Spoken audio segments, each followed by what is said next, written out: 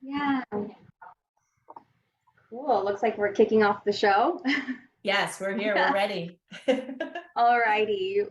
Well, today's my first call. So, for those who don't know me, it's my first time hosting, I should say.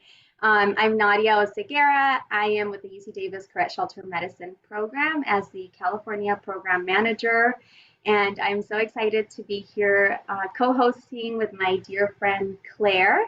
To kick things off, why don't we start with an icebreaker, but also let us know where you're joining us from, especially if this is your first time joining.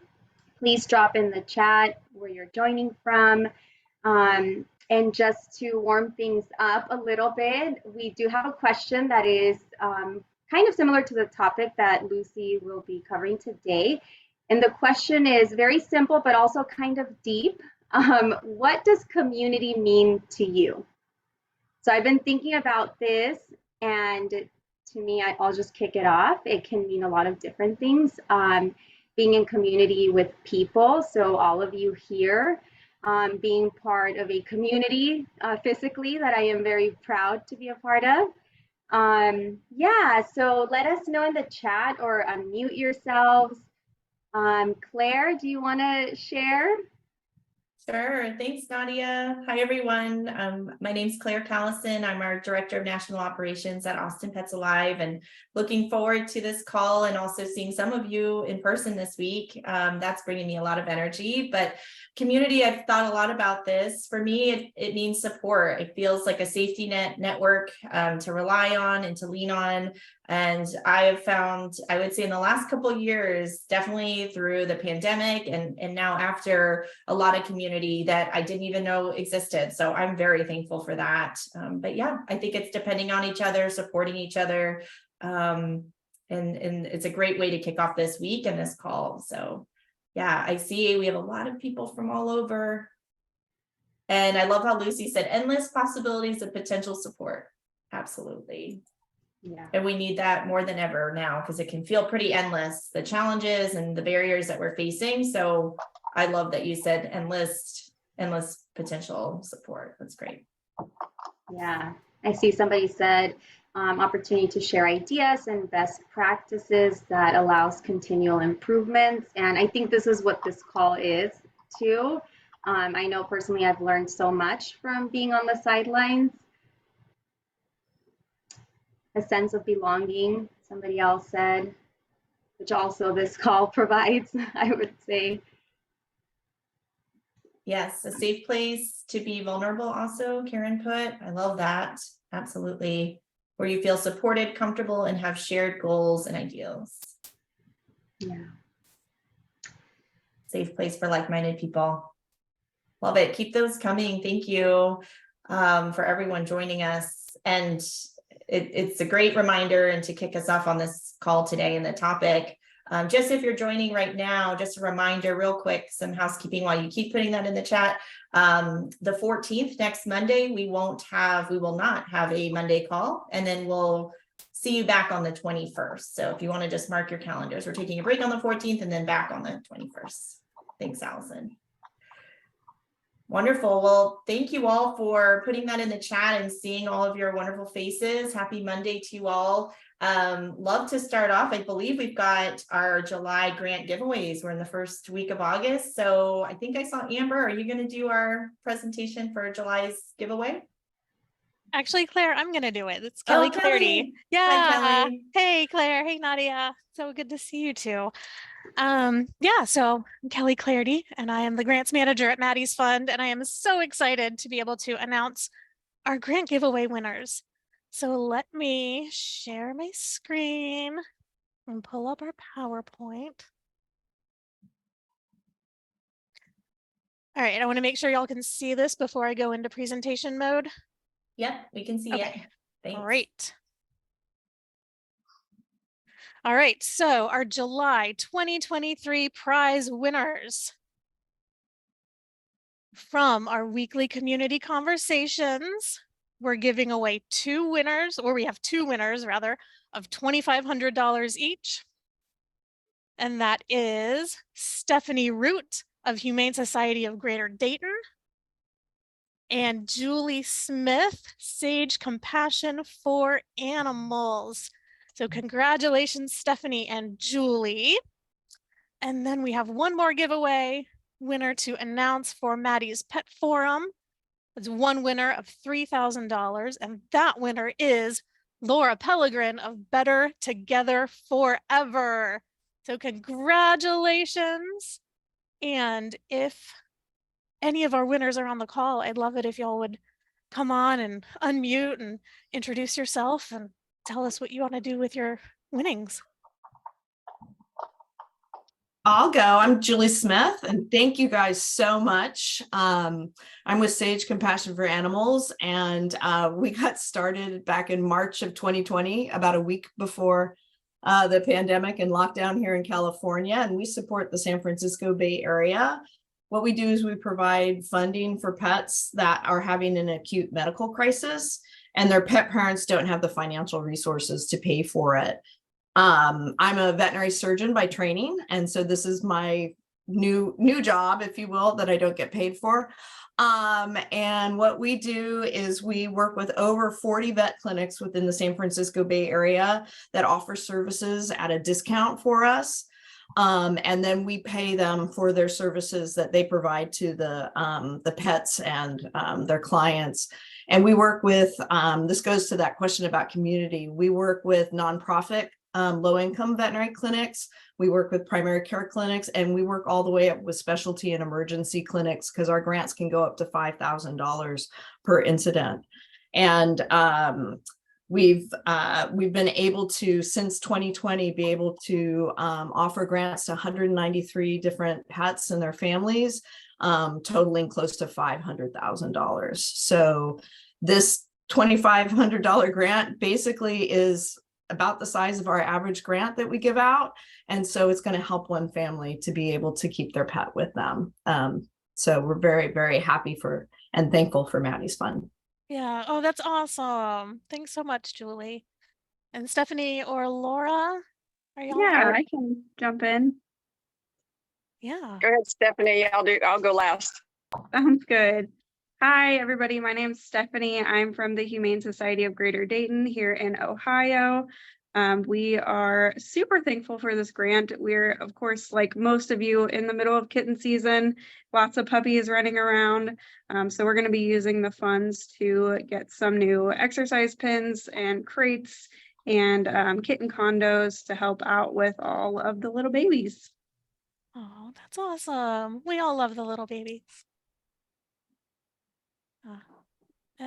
Laura, did I hear you chime in? Yes, I'm here. I am on the board of Better Together Forever. We serve Los Angeles in underserved communities. And we have a hotline, we have a website, and we're also stationed at the North Central Shelter, where we intercept people who are usually in tears, coming to turn in their animal because they have run out of options. And we provide them more options so we keep those families together with their four-legged members. And so this money will help us with everything from stocking our pet pantry with food if they're out of food, getting them vouchers for veterinary care, spay, neuter, help with their landlords. We have lots and lots of partners that we can direct them to.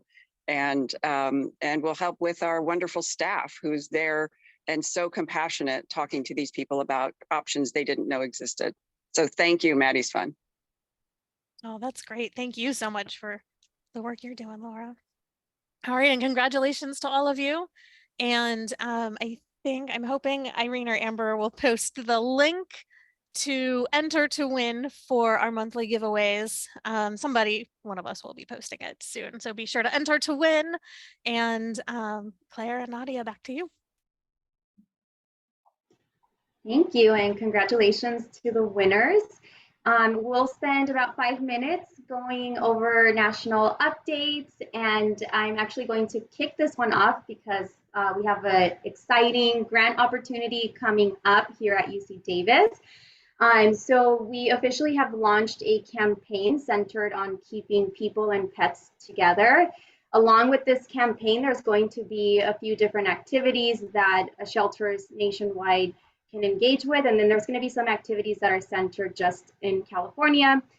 So we started a series of roundtable discussions that will be focused on removing barriers to outcomes and intake prevention services. And anybody across the nation is welcome to join those roundtable discussions. As far as the grant funding opportunities, those are open to California animal shelters and animal control agencies. We will be releasing more information about the grant cycle, the parameters, and the application process in the weeks to come, but just wanted to plant the seed and primarily invite everybody to join us for those roundtable discussions. And with that, I will hand it over to anybody who wants to share any updates. Feel free to drop them in the chat or unmute yourself. I'll jump in. Hi, everyone. I'm Dr. Sheila Sigerson, Director of Community Solutions at Maddie's Fund. And I'm excited to announce that after a summer break, our Maddie's Insights webcast will be returning in September. Our first one is going to be on September 14th at noon Pacific time. And as a reminder, these are webcasts where scientists share their research as well as practical applications of that work. The first one's going to be super interesting. We're going to be hearing from, I hope I'm pronouncing her name correctly, Dr. Malini Suchak.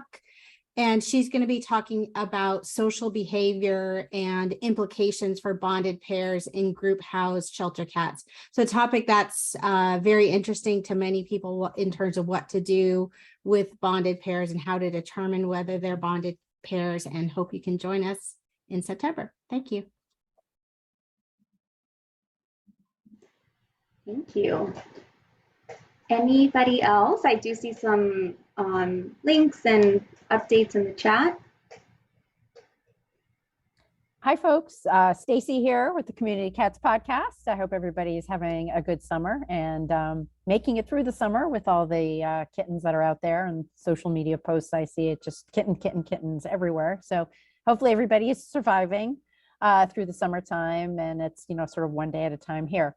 I just wanted to announce that we have the Everything TNR playlist on the Community Cats podcast YouTube page. So all of the webinars that we have done in partnership with Neighborhood Cats, we've got them put together in an auto playlist. So if you do want to binge watch or binge listen while you're waiting for that last cat to get in the trap, I'll put a link out in the chat, and then also feel free to email me. I'll have my email there if you want to get a graphic, and you can then post it out in your community.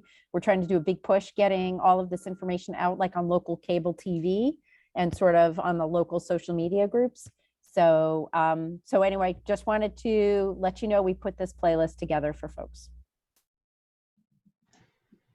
Thank you. Any last minute updates? And of course, you can always drop them in the chat if you think of anything else. Yeah, I can go if that's okay. Yeah. I'm Jenna with Faunalytics, and we have our second annual remote symposium for animal advocates. It's called Fauna Connections, and it's coming up September 14th this year. It's kind of the perfect event for advocates if you want to learn about like the latest research that will help you in the work you're doing to help the animals. And we basically have 12 researchers with their latest and greatest work presenting 10-minute presentations and then doing a live Q&A afterwards. And then we have breakout rooms if you want to even pick their brains more afterwards. And we're really excited. It's our second annual event, and it has been sponsored by Maddie's Fund. So we're just super grateful for Maddie's Fund supporting the event.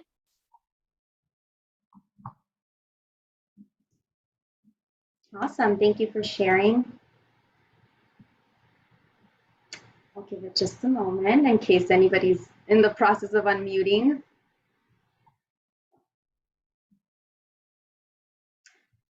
Great. Well, we are going to kick off our presentation. We are joined today by Lucy Fernandez, who is the Positive Alternatives to Shelter Surrender Manager at Austin Pets Alive.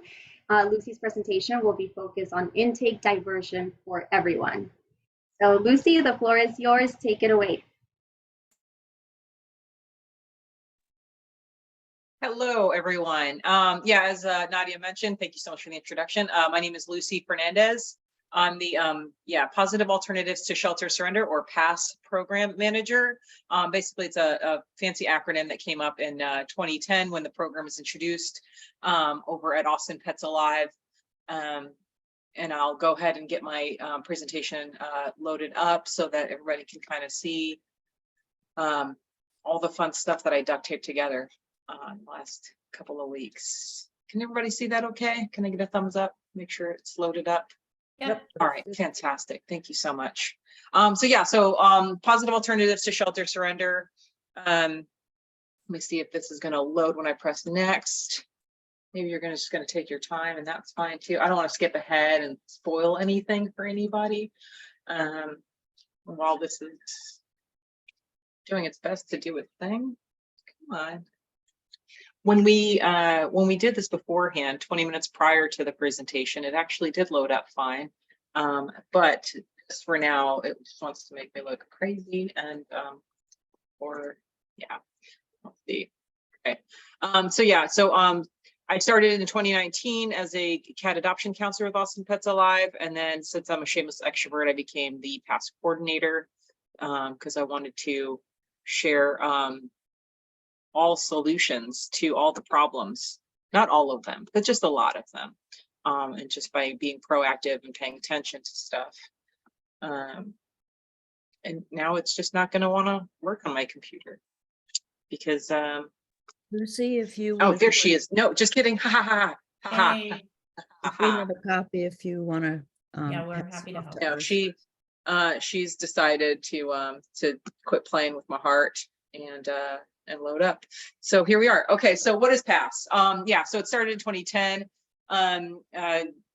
Just a little background about Austin and sort of the no-kill movement of all the things. And this happened way before I got there. So it's actually credit to Patty Alexander, who's my mentor and the predecessor of this program. So it started in 2010. Austin Animal Center is our municipal, and then we are the the primary rescue partner. And so back then, before we reached the 90% no-kill rate, I don't recall exactly what the live release rate was, but it wasn't super impressive. Dr. Ellen Jefferson went ahead and told Patty to go set a table up and just talk to people.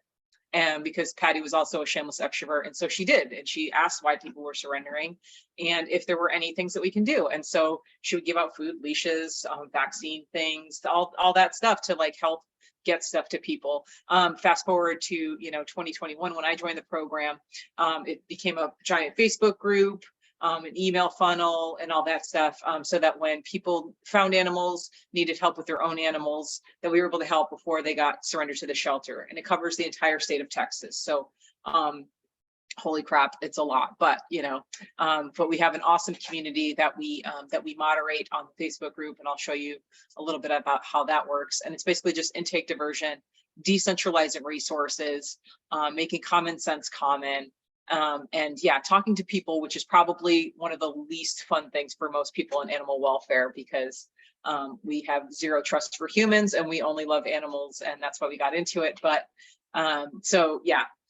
not completely, that's not a blanket statement, but you know what I mean, if you've been in the space for any length of time. So helping keep pets out of the shelter, whether they stay in their homes or they get rehomed to another one, just showing people the tools of how to help pets. So helping people help pets. All right, load up. Don't play with me. So a lot of folks ask, as I also do the supported self-rehoming working group lead for the Human Animal Support Services Project, and I've been doing that for 3 years, and a lot of it is just sort of duct taping together the solutions of what it is to rehome an animal, addressing the fears and things like that, nationally and internationally with other organizations, and just kind of helping come up with outlines and supports of their originating or their existing ecosystem. A lot of folks kind of give up hope and they're like, well, we're doing everything we can and there's just nothing we can do about that. And people are just going to be flooding our doors with animals that they need to surrender or animals that they found. And in actuality, it should be about having a way for people to reach you. not just through your, through your Instagram accounts or through angry next door posts, that they are able to contact you and reach out to you. There she goes. Okay.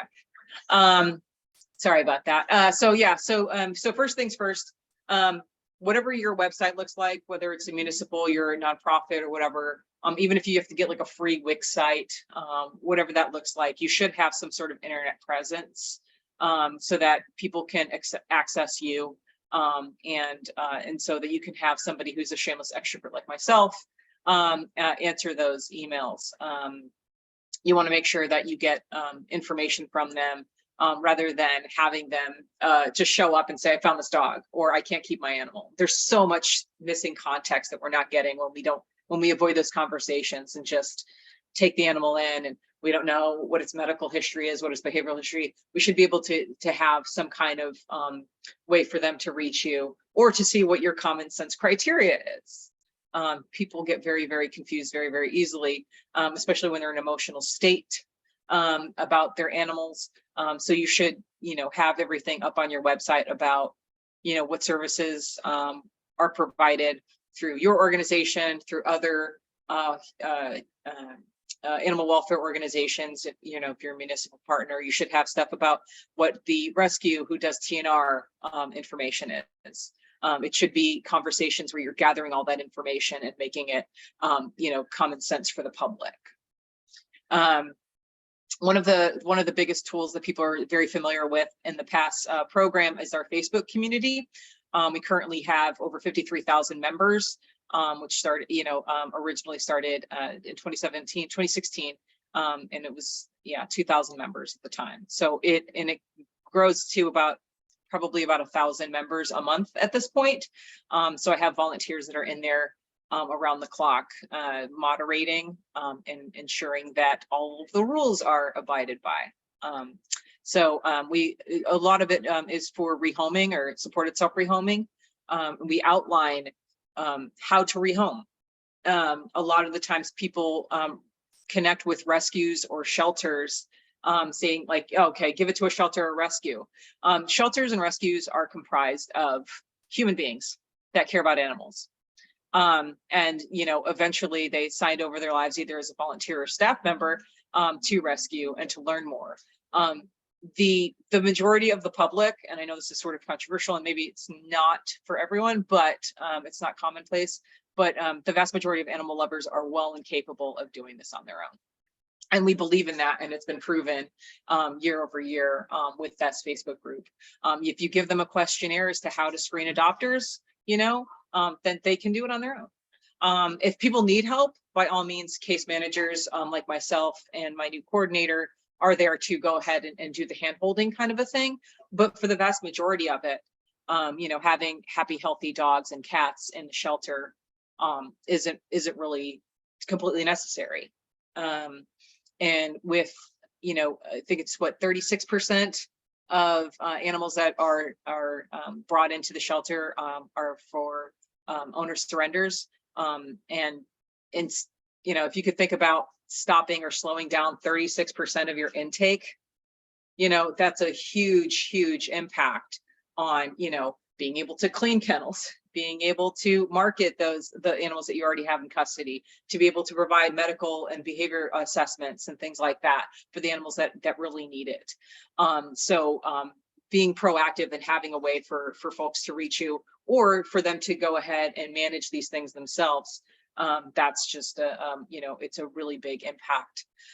And I have data to prove it, and I'll get to that point at the end. And just also having an email. It's not just like intake, rescue, info, whatever. It's like, having pet help, pet support at whatever your domain is, and just having some place for them to contact you where they know that on the other end of that email, they're going to get compassion, critical thinking, strategic questions, and most of all, support. And then I just went ahead and launched Dubert, companion case management software, to go ahead and manage cases and compile data. So we have a request form that goes through Jot form, and then when people create the cases, we have what animal type is, the person's contact information, behavior, pictures, all of that stuff, so that we can actually figure out like how to define help and then provide it. All right. If I can't see any questions, so if there's anything, just let me know. But first things first, you have your email address, you've duct taped together a Wix website. What else do you do? The resource guide, getting everything to make common sense common. We make the mistake a lot in shelters and rescues, animal welfare organizations in general, where we have just like collective information that is like, we only know this. You know, what is it? What is the DAP schedule for a puppy? You know, for vaccination schedule. What is a good, what are like the best practices for dog behavior training, right? Those types of things like we have as internal, but like the rest of the, you know, like your community has absolutely no clue. Make that common, get those resources in there. How to do rehoming, what behavior training resources you have, where to get pet food.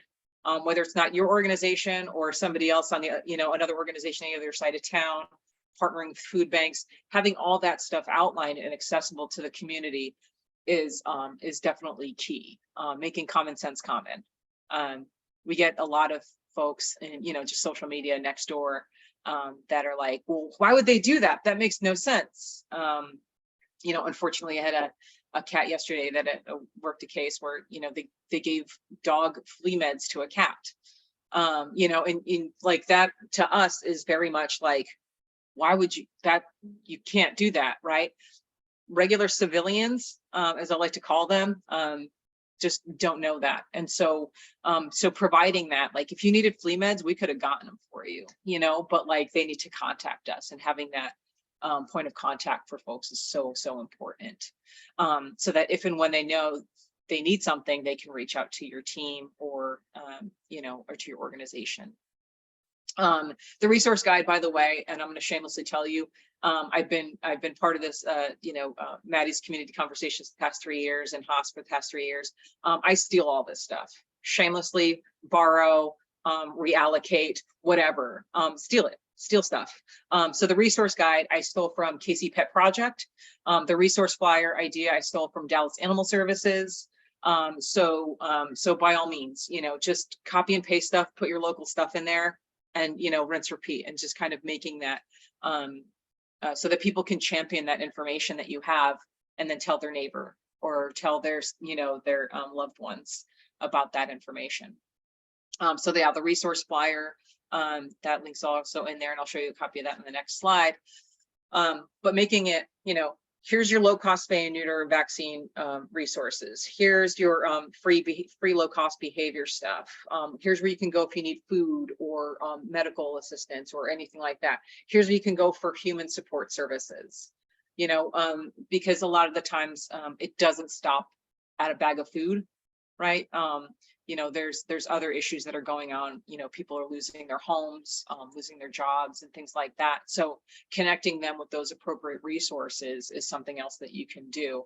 Not per se that you're the social worker, that you're the one who's going to be able to facilitate those, but be able to lead people. It builds for a longer term solution. And then everything that comes from the resource guide, you put that on your website. We just updated the Austin Pets Alive website about 4 months ago with the pet help button up at the top. So all of the resources, what you do when you find an animal, where you go for, you know, if you find kittens, all those things are up there.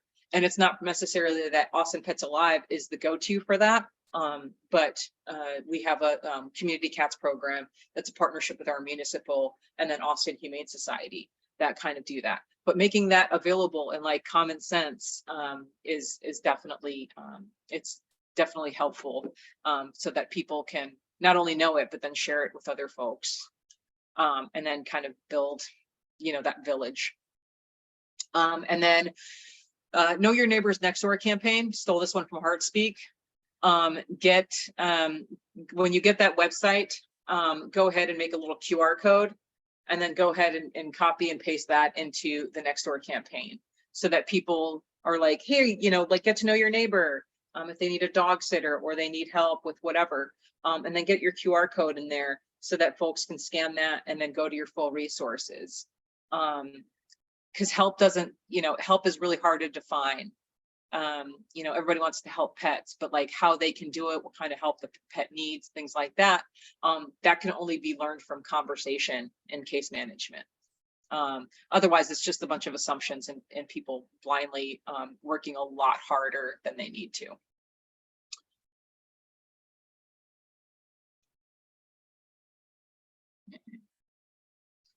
All right, so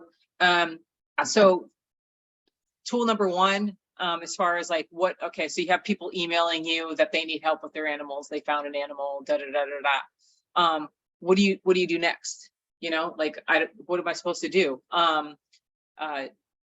There's templates. I have templates galore. You know, what to do when you found a pet, you know, scan it for a microchip, post on your lost and found pets, report to 311 if you have that in your area, those types of things. And these templates are applicable to the Austin metro area, but they are, you know, they're, you know, like I said, just copy paste, edit down to what you know, like what your requirements are, and then that's it. What you do when you find kittens in your area. We have a little graphic where you can the pictures of the different stages of kittens, how to know what a healthy kitten looks like and when you have to leave it alone or when you have to actually reach out to animal protection. Just all of that common sense and in templates, so you're not having to write out and respond individually. Use the template, edit it down, you know, provide compassion and critical thinking support, and voila. So that can, you know, you don't have to reinvent the wheel. And then that screenshot is of the Dubert companion case management dashboard. This is an old screenshot. I think we're at like double of all this stuff. But this also helps me kind of do reporting every month on like these are the cases that we worked and what animals we were able to keep out of the shelter this month. And again, this covers like the entire state of Texas. So, you know, we're able to break it down by zip code as well. So we also can get that data and then reach out to our municipal partners and say, hey, so we, you know, we did some medical support and things like that for, you know, this area. So that might be something that they can look into for their next quarter and things like that.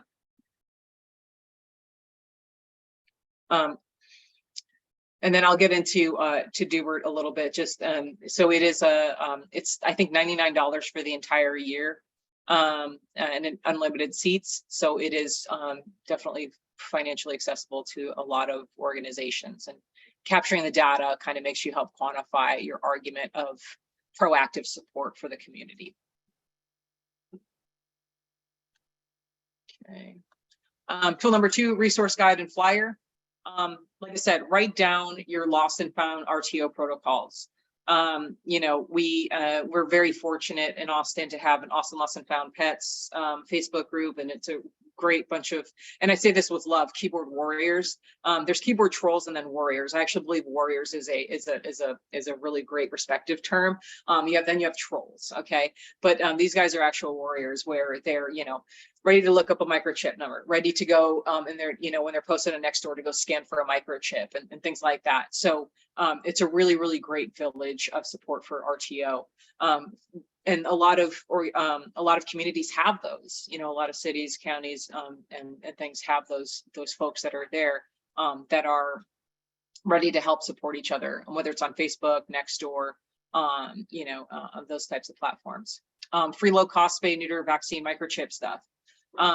Yeah, what are your low cost spay, neuter, you know, free if you're lucky to have it, vaccines, microchips, you know, everybody's just like, scan that animal for a microchip. Did you register the chip? A lot of people don't know even what a microchip is. I know that that's, you know, again, it's common sense to us that we know, like, okay, that's an avid, that's an avid number. That's a 24-hour or 24 pet watch. That's a, people don't know that. People have absolutely no idea. Civilians are completely clueless. And to make that common sense is really, really important for us. How do you get one? Why is it so important? That kind of thing. So that they can tell their neighbors, their loved ones, and things like that. Yeah, and again, it doesn't have to be your organization. I think one of the biggest walls that a lot of organizations hit are that, like, we don't have the budget to do that. Chances are that there's another organization that's doing it. So like collaborate with them and work together. Because again, we don't do TNR and APA, but our two, the other two of the holy trinity of animal welfare organizations here do those. And so great, just refer and collaborate together. Food supply services. Yeah, we have a food pantry that we created 2 years ago when I started. And now we get to track it and all that other stuff. We also collaborate with Central Texas Central Texas Food Bank and several different other soup kitchen areas, so that folks that from all over Austin and Austin Metro, so that people are able to feed themselves and their pets. We also partner with Central Texas Meals on Wheels and their PALS program for seniors. Owner surrender protocols. The vast majority of folks have absolutely no idea or clue what the hell a jurisdiction is. So when people are like, well, you can't surrender, if you found them over here, then you can't surrender them here. Or if you live here, then you can't surrender them there. Making sure that you have that outlined, and a lot of places are by appointment only. Okay, cool. They don't know that. Some people just think they can just show up with a dog, and that they have absolutely no idea in the world that we are all like spilling over, running out of fosters, and scraping by financially and things like that to help the animals and the people that are helping them. So, write that down. It doesn't have to be the internal protocols, like what happens when they come in and like, you don't have to worry about sharing that kind of stuff, but they should know, okay, let me contact my local jurisdiction place and see if I can make an appointment, so that if I try to do rehoming and it doesn't work, I have that as a safety net or as a backup. And letting people know that, like, it's, just those contact methods, that it's not, APA is going to take the animal, it's going to be their local municipality. Rehoming services and guidelines. Again, if an animal is healthy, happy, and then the person is willing to do the work of, like, asking questions, setting up meet and greets, they're basically a foster for their own animal. So why have the animal come in, get unnecessary vaccines? It's already up to date on vaccines. It's already spayed or neutered. You just give them all the tools to be a foster and then adopt out their own animal. Right? Give them the questionnaires, tell them how to have microchip changed over, tell them how to, okay, you can start up for a week, and then if things don't work out, you can always bring them back. Those types of things, giving them that knowledge is really a lot easier than bringing them to your thing. You have to have a foster, do a behavior assessment, go ahead and make a profile. Meanwhile, you have critical cases that you really do need to spend your limited resources on. And then behavior training recommendations. A lot of times people are like, oh, well, this puppy is chewing on everything because it's a puppy. What do I do there? And you're like, oh, okay, cool. We partner with Good Pup. They give them a free week of, virtual training for puppies and stuff. Or, the local place that goes ahead and does, they do partnerships and discounts and things like that. There's a lot of, on Facebook, there's a dog basics training or whatever that people can go ahead and post and get free resources there.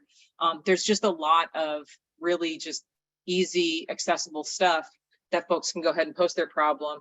We get that on the past page sometimes, and then we have trainers that are in that community that are like, hey, I saw your post, we can go ahead and do, a couple of weeks of free training or board and train or whatever, and we'll give you a discount.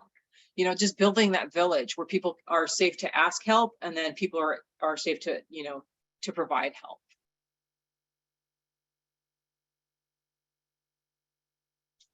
And going on to the fun part about data, because I know that some people are like, show me the receipts. This sounds too good to be true. This sounds too easy. So in 2022, we did a bunch of stuff. At the time, it was just me and Patty, like I said, my mentor. She retired from the game in October, and I took over as the past manager. And so it's just the two of us, and then a handful of volunteers on the Facebook group, by the way. So it's not like a full army of everything. Although having the APA street cred thing definitely helps. I'm not going to lie about that, but it isn't the super. It is just basically a pretty rogue program. So yeah, so over 8,000 support requests on the past inbox. Over 3,000 were rehoming and surrender requests. We had over 1,100 past direct intakes in APA. When I say that, because we do intake diversion, sometimes we're able to intake animals directly through the PASS program into Austin Pets Alive. A lot of the times it's like medical surrendering. Unfortunately, in the crappy state of Texas, not crappy, but she has a lot of growing and learning to do. We're unable, shelter and rescue veterinarians are unable to legally provide veterinary support for animals in need, unless the animal is surrendered to our custody.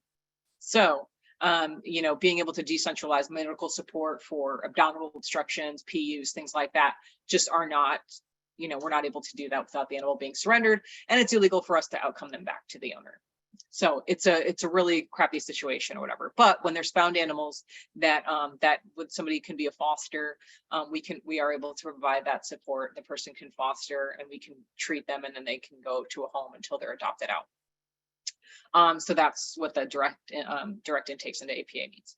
And then the fun number part that I think is just like my happiest part is like keeping a single pet out of the shelter system saves a cost of $13 a day and almost $5,000 annually. And if you think about what switching, or like prioritizing proactive support like PASS or Pet Resource Center or intake diversion does, that saves a lot of money in the long run. It's just investing proactively so that you can focus your, like I said, limited resources on the animals that are in super duper need.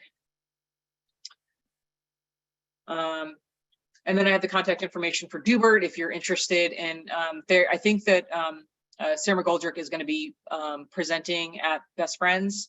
And I believe it's going to, so if you are Best Friends this week, go ahead and ping her or meet with her and stuff like that. She's delightful. And then the Dubert team were just really, really wonderful because it's a new software. I get to complain about the stuff that isn't working or the stuff that I need changed, and they're just boom, make it work. So it's been really, really wonderful working with both of those guys to get this up and running. I saw them at Texas Unites for Animals in October last year, and I was just like, I want to do that. And then they were like, all right, cool. And then voila, we did it. We launched it in February. So yeah, and then about me, that's the first time I ever bottle fed a baby puppy because I'm a kitten and cat lady. So I bottle fed a puppy and it latched, and that's what joy looks like. So again, just a little bit about me. I joined APA in 2019. I'm also part of the Human Animal Support Services Project as a supporting self-rehoming working group lead, and then a member of Trappers, which is the trapping pet recovery service here in Central Texas. I worked in video games before as a community manager, working with Angry Nerds, traded that in for Angry Cats, was in retail management prior to that, and then 3 years of food service industry prior to that. Yeah, surprise, queer, and was probably more surprised that I'm Hispanic. And then you can contact me if you need if you have any questions or follow-up stuff. I am also hosting a Maddie's course in the fall. There's a link to that, and then I will be presenting a little bit more of an expanded version of this at Maddie's, Best Friends, just kidding, and Best Friends on Thursday. So I'll see y'all there. I think that's it. I like I said, from the East Coast, so I talk pretty fast. So you guys will get the recording afterwards, and you guys can slow it down and play it by like half to get like a broke down version. So yeah. Thank you. Oh, Lucy, Thank you. thank you. Amazing. You are such a wealth of knowledge, and I love all these great links in here. So I know folks are going to be scrolling up and trying to capture all these links. So I know it'll be shared on Maddie's Pet Forum too. But yeah, thank you, Lucy. You're also hilarious. Angry nerds to angry cats. I like that. I did spot, if you all, I want to open it up. We have a few minutes for questions. I did see up earlier in the chat, you did talk a little bit about tracking and how you track data. I think someone would love more information about that. Like, how are you tracking? I know those stats are pretty incredible, but I could imagine having to manually count emails and all of that would be a little bit daunting. So tell us your tricks. How are you tracking all of this? So when I started in 2021, Patty was a workhorse. She just wanted to like solve all the problems, save all the animals. And I'm the one who's just like, okay, well, I want to see how the numbers work and what we're doing and da. So we're a great dream team on that. Yeah, before it was just an inbox that she was running by herself. And so there was no like real tagging or rhyme or reason as to everything. So we didn't know where the stuff was coming from. We just knew we're helping people, rehome their animals, do fundraising for medical costs, things like that. But there was no like, how much are we fundraising? How many successful temporary foster placements are we doing? That kind of thing.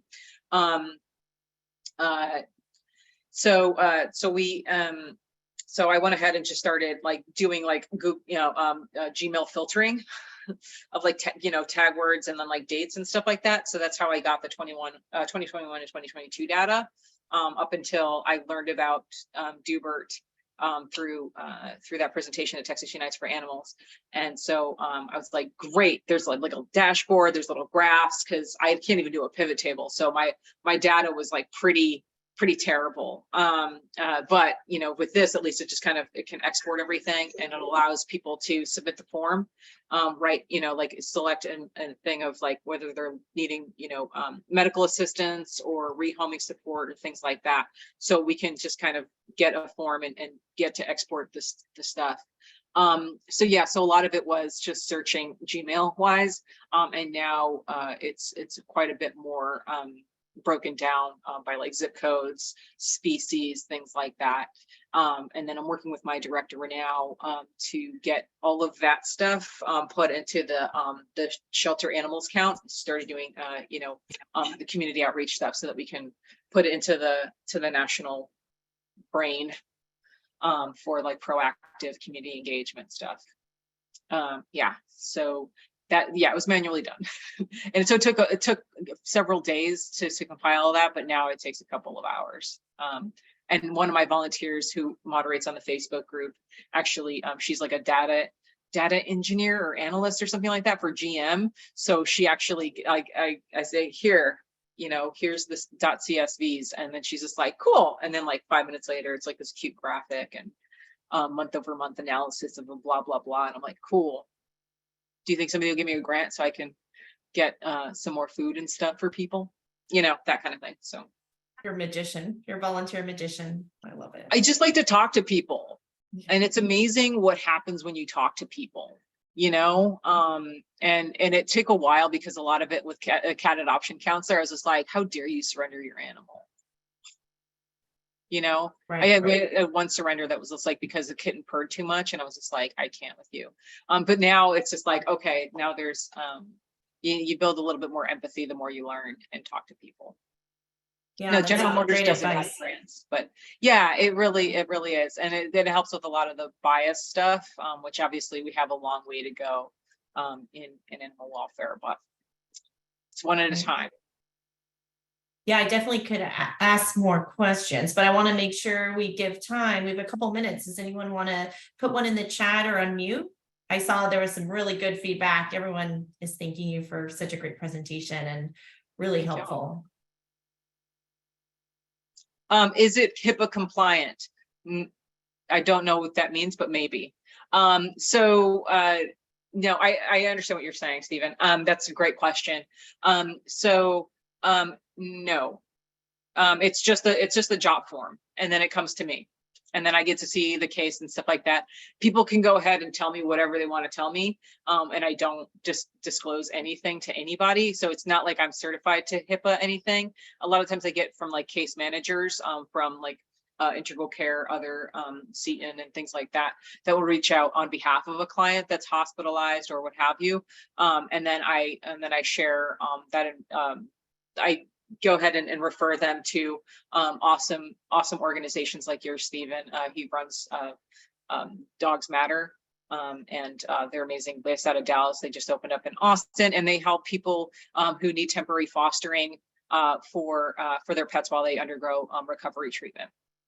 And being almost 10 years sober in February, that means the world to me, because I couldn't imagine surviving this long without my fur babies. So I get it. So yeah, I'm not sure about HIPAA compliance, but I'm a sealed vault and stuff. One last question. Thanks, Irene pointed it out. I missed it up top. Do you have any advice for low technology approaches for people who may not be comfortable with QR codes or more techie solutions like that? And we can wrap that up as our last question. Yeah, no, that's totally fine. Well, sorry, repeat the question. I was looking at no worries. More for someone who might not be very tech savvy, be able to like generate a QR code or create websites. Do you have any advice for ways that they can still do some of this programming and help that is less tech dependent? Yeah, absolutely. Just sharing stuff on Nextdoor, because I know, yeah, there's generational gaps to a lot of the tech and stuff, right? So are you more comfortable with like paper? If you have people that are on Nextdoor, that people like to hang out on Nextdoor or whatever, if they don't have a smartphone or something like that, going to a local university and saying, hey, our animal welfare organization needs help connecting stuff. I'm going to tell you right now, these millennials will jump all over it, and they will get it out to, their network, and then they're going to tell their aunts and their parents, and then, you know what I mean? So I think that never be afraid to ask for help. I'm going to tell you how shameless I am about that. I'm like, I don't understand it. I need help. And people are like, that's amazing. What can I do? Because everybody wants to help this kind of programming. How to keep animals out of the shelter? Absolutely. People want to help. How do they help? How do you have those conversations?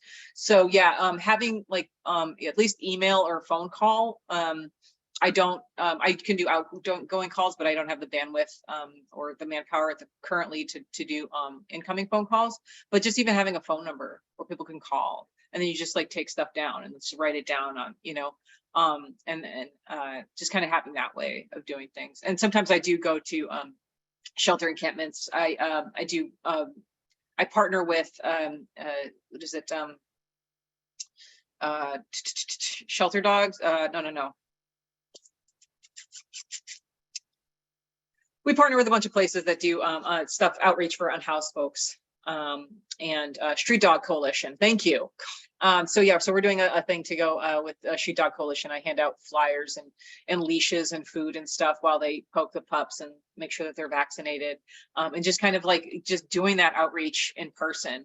When you go to soup kitchens, you can just do that kind of stuff and be like, hey, you have a pet? Because those pets are just as important as anything. Going to the community center, going to senior living places, things like that, where there's pets that are maybe not able to get the TLC that they deserve, but talking to their humans and saying, hey, what can we do so that it doesn't have to come here? So yeah, Street Dog Coalition, thank you so much. Yeah, so, and steal all the things. I don't have a copyright on anything. A lot of times with sheltering, there's like gatekeeping and sort of like, here's this hidden recipe. No, by all means, there's no hidden recipe here. Take it, run with it, and see if it works. Pilot some stuff, because we love to pilot a thing. Thank you, Lucy. I know we're a little bit over. Thanks everyone for being here. Great presentation. I can speak for you. I know on this, Lucy, that you will welcome people to reach out. You love to talk to people and connect. So she's a wealth of resources and information. So thank you also, Nadia, for co-hosting, and great first call. I hope everybody has a wonderful week, and we'll see you on Maddie's Pet Forum for more of this conversation. Thanks so much. See you soon.